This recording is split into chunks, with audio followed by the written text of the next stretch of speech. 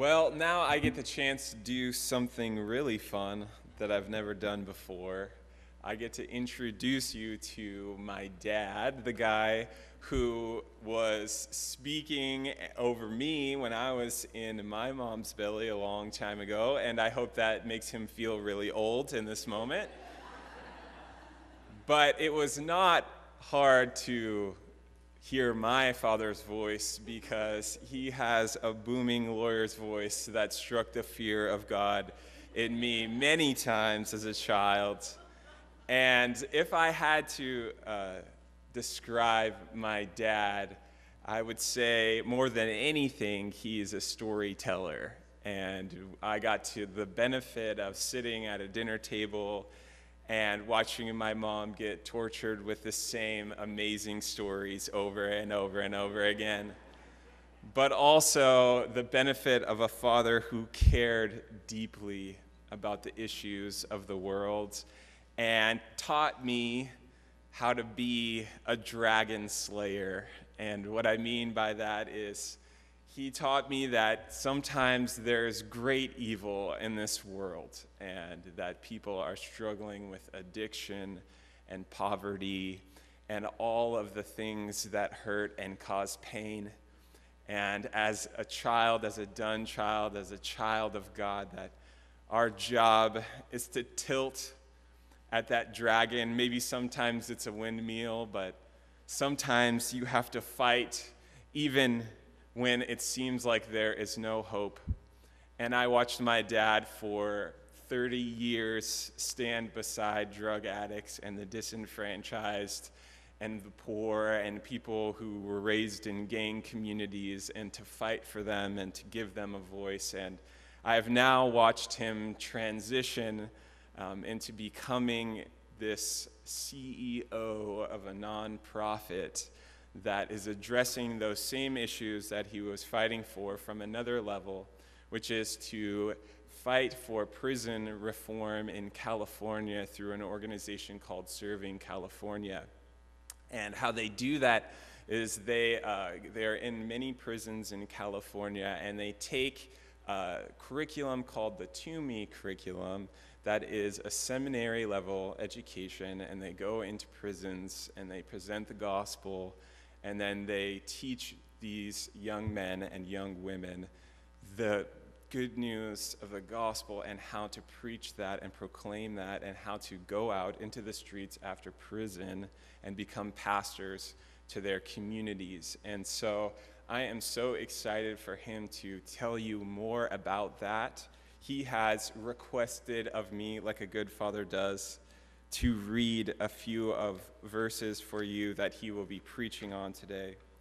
And the first one is from the book of 1 Corinthians, chapter 13. I think you'll know it well. It says this: "And now these three things remain: faith, hope, and love. And the greatest of these is love." And then from 1 Corinthians chapter 1, verse 27 through 29 says this: "But God chose the foolish things of the world to confound the wise. God chose the weak things of the world to shame the strong. God chose the lowly things of the world and the despised things and the things that are not, to nullify the things that are, so that no one may boast before him." Before he comes up, we're going to watch a video to help us understand a little bit more. So will you turn your attentions to the screen, please?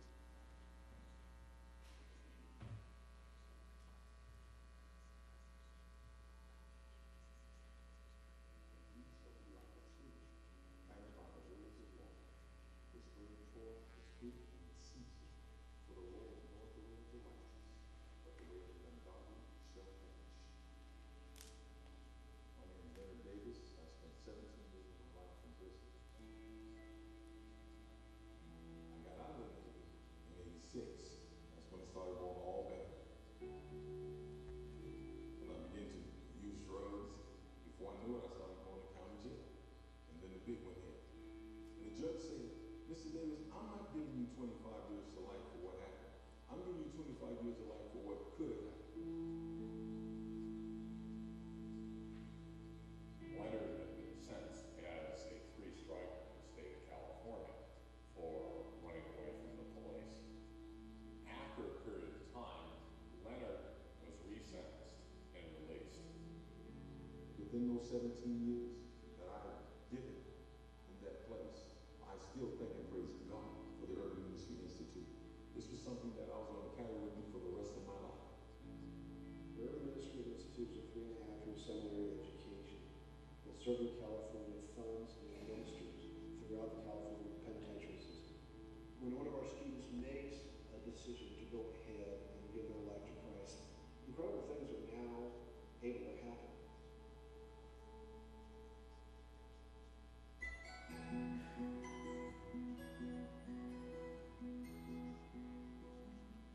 I don't know why anyone would want to taste and see how good God is and want to go back.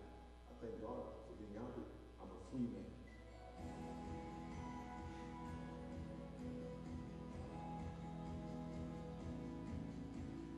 My hope is that these men and women will go back into the world and make healing possible. Whatever I can do for the furtherance of the gospel, that's what I'm going to do. Leonard Davis is the best representation for the worth of every man and woman in prison. These men and women are going to be coming back to neighborhoods where they could be extraordinarily effective change agents. I thank and praise God for the flea market. I actually started my business there. My wife and I, we found that this was a portion of ministry. It's giving me focus. It's giving me understanding of not only who I am, but what it is I'm supposed to be doing. My family's been through it since I've been in prison. But I've been able to use the things that I learned at the Urban Ministry Institute to help with my family. Being away from them for all those years, you know, I miss some stuff.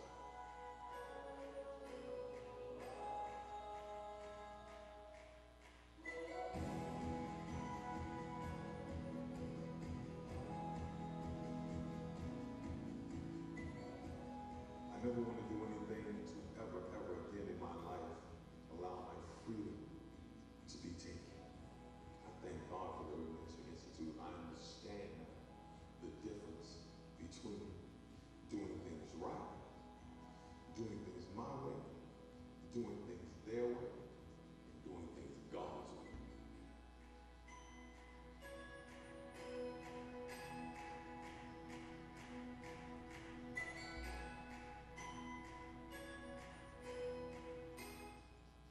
Will you join me in welcoming my dad, Phil Dunn?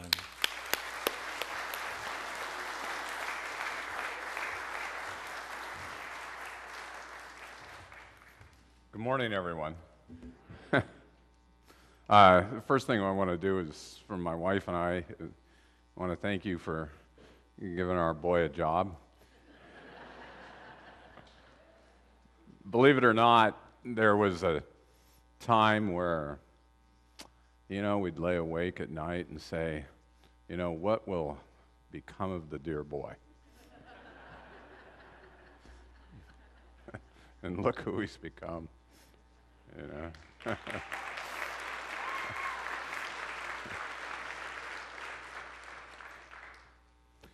So, Leonard Davis is a great example of a lot of the hope that I've seen in my life, and I've spent 30 years predominantly as a criminal defense attorney. And when I started on this, you know, one of the things I learned right away is that the system really was very harsh, and you know, people would come to see me, and you know, usually it would be parents with a child, and they would want their child not to have a record and not to go to jail or prison. And you know, what I'd always have to say is, you know, look, you know, they got the drugs in his pocket, you know, he did it, you know, and that's a felony, you know.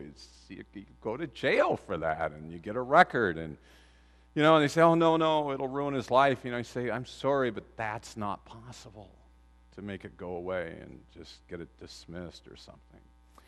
And so one of the things about somebody like Leonard Davis is that I met him in Sentinella Prison, and he was participating in our program there, the Urban Ministry Institute, along with about 30 or 40 other men. And it's a wonderful thing because prison is a totally racist place now where everybody gangs up with their race. And as our society has become integrated, the prison system has become the most segregated place in our country. And in our classes, everybody sits together. There isn't this racial divide, and that was particularly true for our friend here, and he was just magnificent. He worships, you saw that, and he is a man of God, and we saw him leading in worship. And afterwards, I went to talk to him, and being the lawyer, I wanted to know kind of what his situation was, and he was serving 25 to life on the 3 strikes. And as it said a little bit in the video, he had a couple he got into the crack cocaine epidemic and became addicted. He had a couple old residential burglaries, which really a lot of times don't even amount to a lot. They can be taking a bicycle out of a garage. But, he'd done some time, and then he did well, and then he fell back, got addicted, and one day he had some cocaine, and they were chasing him, and he knew what it meant, and so he ran away, and he drove fast, and he got caught, and he got charged with evading arrest. And under the law, that was a 3rd felony, not a serious or a violent felony, but with 2 strikes, you could get 25 to life. And he didn't want to be separated from his family, and he got an offer of about 8 years, and he turned it down and went to trial, and boom, 25 to life. He got convicted.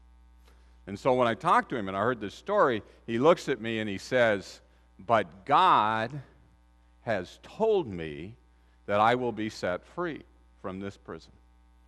And, I'm very sad to hear him say that, because I know hope in prison is a really dangerous thing. You can go crazy hoping for something that isn't real. And the other prisoners will taunt you for being delusional.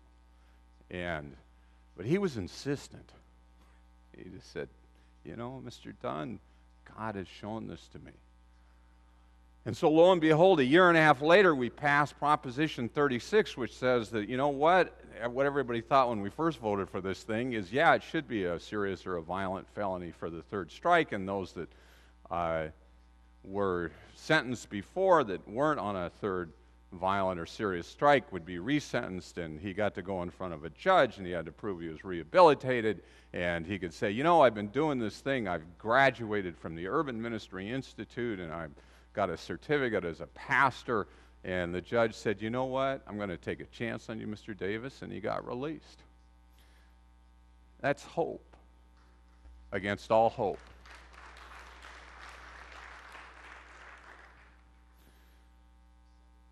So faith, in the course of my walk in this business, I became deeply religious, and even got involved in when people come in such despair and have such problems, as I became evangelical, but I'd always get cases that I didn't want because I being psychopathically competitive, I sort of taught my son like that. I didn't like to lose, and it was really hard because there's bad facts in these cases. And so this little Hispanic lady comes to me one day, and she doesn't speak any English, and she has her daughter with me, and her son has another 3 strikes case, and he's got 3 strikes behind him, and he's been to prison, and he's out, and he did really well for a long period of time. and went to a place called Victory Outreach, and went through their home and was an associate pastor and a sort of, and anyway, he fell back. He backslid, and he had gone into a little shoe store and done what's called a strong arm robbery. He just sort of threatened and menaced and was really drunk, and a couple gals that worked there, and one of them ran downstairs and called the police, and there he was, and she finally gave him the money, and he had it in his pocket, and he walked out, and the money was in his pocket, and the security guard says, "Hey, you, stop." And he just, and they take the money out of his pocket, and the police arrive, and that's 2 counts of robbery, 2 victims, so 32 to life. And his mother is telling me the facts, and I'm just listening to her, but she tells me, she says, Mr. Dunn, and I'm saying, I don't want to do this. And she says, I opened that phone book, and I prayed to God, lead me to the right lawyer. And she says, that's you. I picked you. Well, what do you do?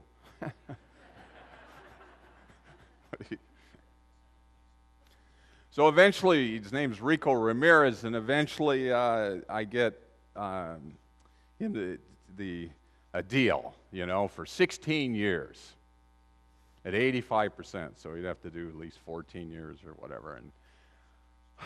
And that's a good deal. And the DA in the case is a very fine prosecutor, very experienced, capable, good person. And she was willing to do that. And so come up for sentencing, and it's like, what am I going to do? And I go talk to him that morning, and I'm saying, it's that 16 years, and he said, I had to tell my mother. And she came last night and told me that God had told her that I would not do a day in prison. And I said, Rico, that's great, but when God tells me the same thing, I'll believe it. But, you have something like this, you have no facts, what do? You try and you tell a story. And we had a good Irish Catholic judge, and I thought the story that I could tell was the story of the candlesticks from Les Miserables. And so we know the story a little bit is the bishop is there, and John Valjean has done 16 years in prison, and he is an animal. He's been in prison that long, and he is got the yellow vest of the parolee, and he's got nowhere to sleep, and he's homeless, as so many prisoners are. And when they're released, and he goes to the square, and he's freezing cold, and he's sleeping on, a park bench there, and somebody takes pity on him finally and says, that light that's on up over there, that's the bishop's house. And the bishop will sometimes take people like you in. And he goes there and knocks on the door, and the maid answers, and she tries to slam the door, but the bishop is there, and he says, no, tonight we have a guest. And get out the finest silver, and the plates, and the silverware, and bring him in and make up the bed. And so they feed him, and he, eats like an animal, and he's a rough, mean person. Finally, they take him to bed, and he can't sleep because he can't sleep on a bed, and he gets up in the middle of the night, and you may know the story. He steals all the silver, and he runs away. And the constables bring him back the next morning before the bishop, and he is there, and they say he said some story about how you gave this to him, bishop, and they're expected to be rewarded, and he says, no, you do not understand. I gave him that silver, and what is more, and he takes the candlesticks, and he says, John, I gave you the candlesticks also. Why didn't you take them? And today, I give you back your life for good and not for evil. And I said, today, Your Honor, those candlesticks are in your hands.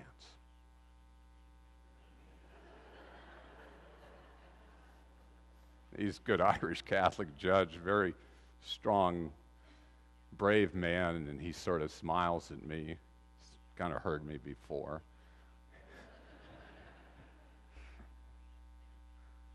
And the district attorney makes a big mistake right at the moment. She says, "You're not thinking." And you don't say that to Chuck McGrath. His family owned half of Ventura County at one time. He says, "You know, that is what I'm thinking. I think I'm going to strike that third strike." And the whole place was filled with people from Victory Outreach, and they're glorifying God because he did not do a day in prison and was sent back to this rehabilitation home for a year. And today, he is a pastor in New York City of about a 300-person church.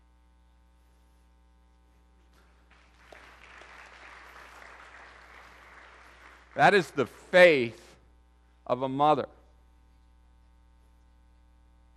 who believed and prayed and heard from God. One more.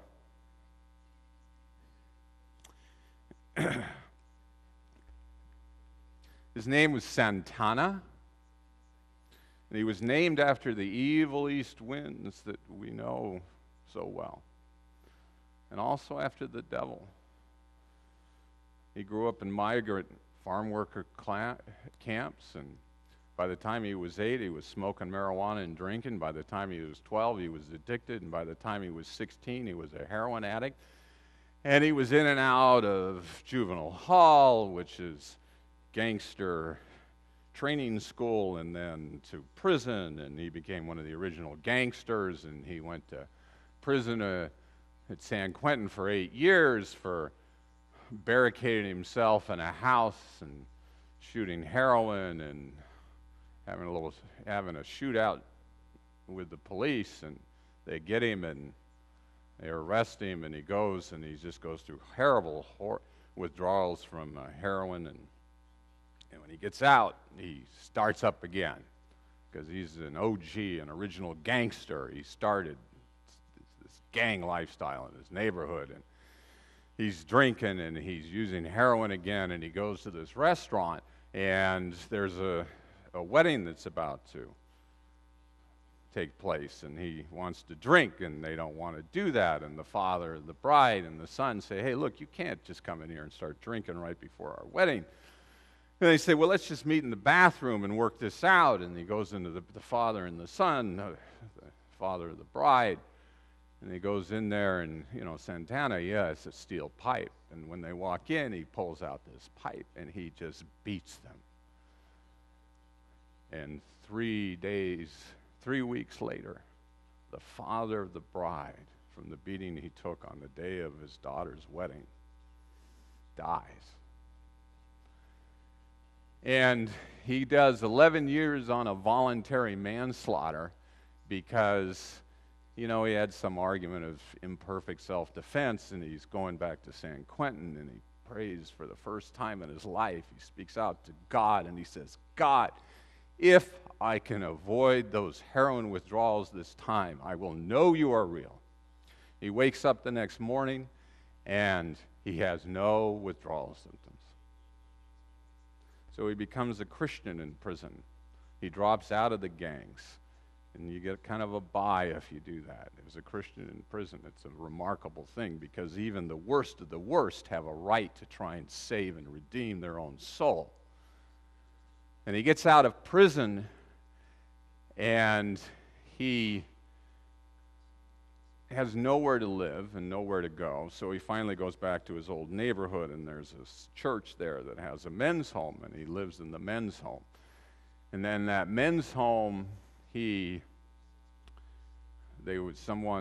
family would take the men in every couple nights and feed them dinner and look after them. And so he's trying to find his way as a Christian and understand and be on the outside and make it. And he's at this woman in her daughter's house one night, and they're knitting.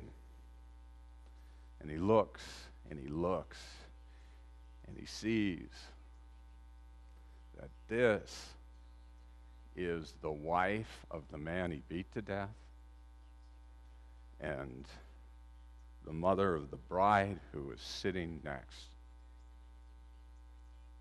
to her. And he can hardly move. He goes over and he just is shaking. And he gets down on his knees in front of this woman.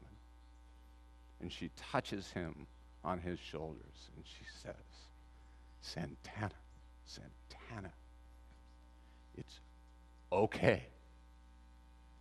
Because I forgave you long ago.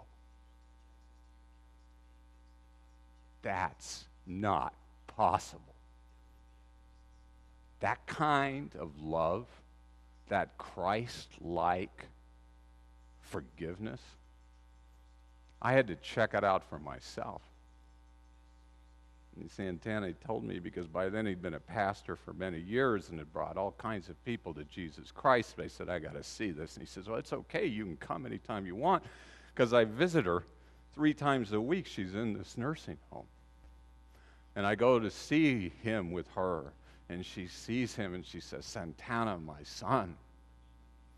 And he goes up and he holds her hands. And I want to say to her, I want to know, is this real? And I start to ask her, I say, can you tell me who he was and what this story is and what he was to you? And she says, well, she doesn't want to say anything. She says, you know, Santana was a very bad boy. But now he is like my son. You see, this is what is going on in our country, in our prisons, and on the streets of our nation right now. It's a revival. And you don't know it.